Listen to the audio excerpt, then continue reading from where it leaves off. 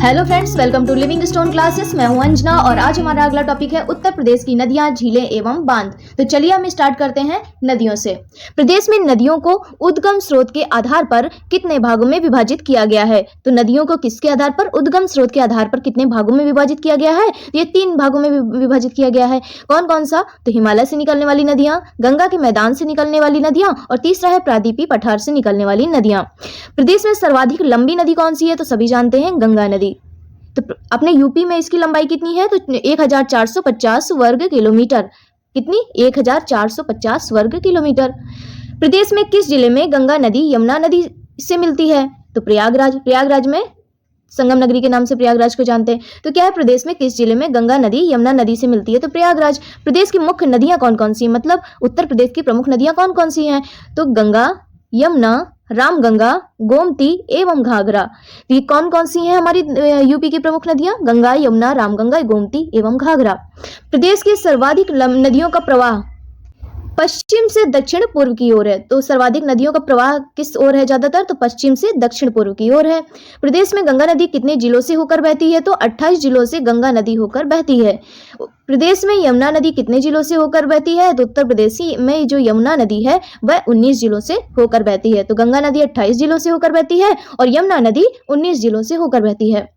अब है उत्तर प्रदेश की मुख्य नदियां। तो चलिए देखते हैं। गंगा, इसका उद्गम, एक तरफ नदियां दी गई हैं, दूसरी तरफ उद्गम स्थान दिए गए हैं और उसकी लंबाई दी गई है और यहाँ पे प्रदेश में प्रवेश कहाँ पे करती है तो उसका नाम दिया गया है। गंगा का उद्गम जो है उत्तराखंड में है। इसकी लंबाई कितनी है? तो 2525 किलोमीटर इसकी लंबाई है। बिजनौर जिले में यह प्रवेश करती है। यमुना नदी उत्तराखंड इसका उद्गम स्रोत है और इसकी लंबाई है 1384 किलोमीटर। सहारनपुर के फैजाबाद में यह प्रवेश करती है। घाघरा का उद्गम क्षेत्र है तिब्बत। यह तिब्बत से निकलती है और इसकी लंबाई है 1080 किलोमीटर। यह कहाँ पे प्रवेश करती है अपने यूपी में? तो महाराजगंज जिले में प्रवेश करती है। चंबल मध्य प्रदेश से निकलती है और इसकी लंबाई है 965 किलोमीटर और आगरा जिले में प्रवेश करती है। सोन नदी मध्य प्रदेश से निकलती है, इसकी लंबाई है 780 किलोमीटर और यह सोनभद्र जिले में यह प्रवेश करती है। तो सोनभद्र जिले से यह प्रवेश करती है अपने यूपी में।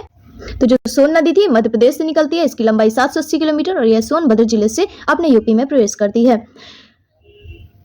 रामगंगा उत्तराखंड से निकलती है, इसकी जो लंबाई है 696 किलोमीटर, बिजनौर जिले में प्रवेश करती है। राप्ती नदी नेपाल से निकलती है, 640 किलोमीटर इसकी लंबाई है, देवरिया जिले में प्रवेश करती है।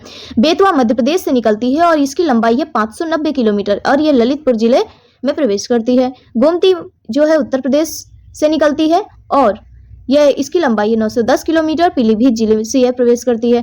केन है मध्य प्रदेश से इसका उद्गम क्षेत्र है मध्य प्रदेश में और यह 427 किलोमीटर लंबी है और बांदा जिले में प्रवेश करती है।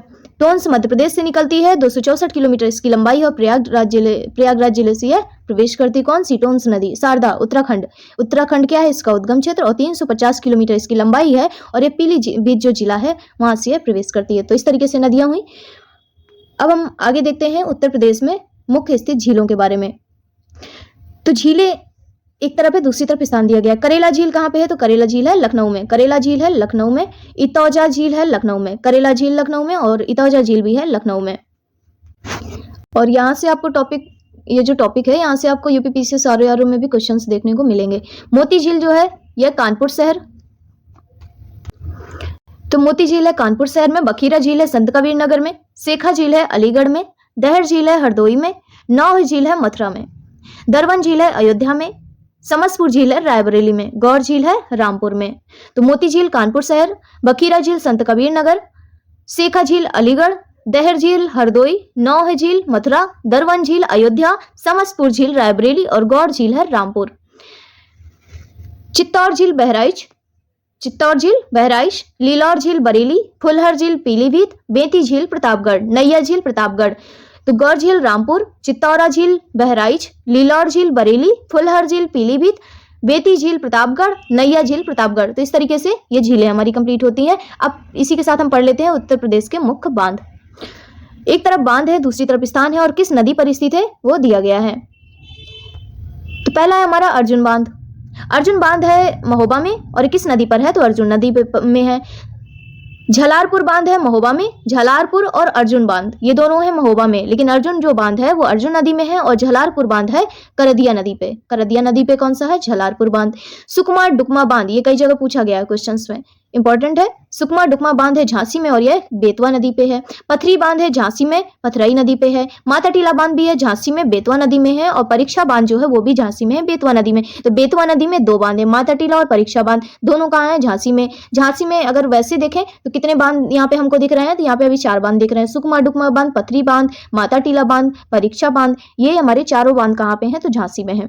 2 बांध है बेतवा नदी के, माता टीला और परीक्षा, ये कहाँ पे है? तो बेतवा नदी पे। पथरी बांध था पथरई नदी में, सुकमा डुकमा बांध बेतवा नदी पे था। अब है अधवा बांध। अधवा बांध है मिर्जापुर में, अधवा नदी में है। जिरगो बांध है बांदा में, जिरगो नदी में है। मेजा बांध मिर्जापुर में है, बेला नदी में। तो मेजा बांध ये जो है मिर्जापुर में और बेला नदी पे। अहरौरा बांध मिर्जापुर में, गराई नदी पे। तो गराई नदी में कौन सा है? अहरौरा बांध। कहाँ पे? मिर्जापुर में। तो मिर्जापुर के 2 बांध कौन कौन से? मेजा बांध, अहरौरा बांध, ये दोनों है मिर्जापुर में। मेजा बांध है बेला नदी में, अहरौरा बांध है गराई नदी में। जिरगो बांध इससे पहले पढ़ा तो बांदा में है, जिरगो नदी में है। और अधवा जो बांध है वो मिर्जापुर में है, अधवा नदी पे। अब है हमारा राजघाट बांध। राजघाट बांध ललितपुर में है, बेतवा नदी में है। तो राजघाट जो बांध है वो ललितपुर में है और किस नदी में है? तो बेतवा नदी में है राजघाट बांध। जामनी जो बांध है वो भी ललितपुर में है, लेकिन ये जामनी नदी पे है। सजनाम बांध ललितपुर में है और किस नदी में है? तो सजनाम नदी में है। सजनाम बांध ललितपुर, सजनाम नदी। रोहिणी बांध भी ललितपुर में है, रोहिणी नदी में है। तो इस तरीके से ललितपुर में राजघाट बांध, जामनी बांध, सजनाम बांध और रोहिणी बांध जो था वो हमने देखा। लेकिन राजघाट बांध है वो बेतवा नदी में है, जामनी जो बांध है जामनी नदी में है, सजनाम बांध सजनाम नदी में है, रोहिणी बांध रोहिणी नदी में है। और है एक गोविंद सागर बांध। गोविंद सागर बांध वो भी कहाँ है? ललितपुर में है। तो गोविंद सागर बांध ललितपुर में सहजाद नदी पे है। सहजाद बांध ललितपुर में सहजाद नदी पे है। तो गोविंद सागर बांध भी सहजाद नदी पे और सहजाद बांध भी है सहजाद नदी पे। रोहिणी बांध जो है वो रोहिणी नदी पे, सजनाम बांध सजनाम नदी पे, जामनी बांध जामनी नदी पे और राजघाट बांध वो है बेतवा नदी पे। अहरौरा बांध जो था मिर्जापुर में गराई नदी में और मेजा बांध जो था वो मिर्जापुर में बेला नदी में था। अब नेक्स्ट है रामगंगा बांध, अब है रामगंगा बांध। रामगंगा बांध है बिजनौर में है और किस में है? तो रामगंगा नदी में है। ओबरा बांध है सोनभद्र में, रिहंद नदी पर। कन्हर बांध है सोनभद्र में, कन्हर नदी पर। चंद्रप्रभा बांध है चंदौली में और बिरमा नदी पर है। काठी बांध बिजनौर में, रामगंगा नदी पे है। तो रामगंगा बांध रामगंगा नदी पे बिजनौर में, ओबरा बांध सोनभद्र में रिहंद नदी पर, कन्हर बांध भी सोनभद्र में है, ये वो रिहंद नदी में है ओबरा, और कन्हर जो है कन्हर नदी में है। चंद्रप्रभा बांध चंदौली में बिरमा नदी पर है और काठी जो बांध है वो रामगंगा नदी पर बिजनौर में ही है। तो इस तरह से हमारा ये टॉपिक कंप्लीट हुआ और मिलते हैं अगली वीडियो में। और इसकी प्लेलिस्ट में जाकर के आप सारे वीडियोस को देख सकते हैं और पॉलिटी घटना चक्र का भी मैंने वीडियो अपलोड किया हुआ है, तो वो भी वहाँ पे आपको मिल जाएगा। तो चलिए मिलते हैं अगली वीडियो में। Thank you. जय हिंद, जय भारत।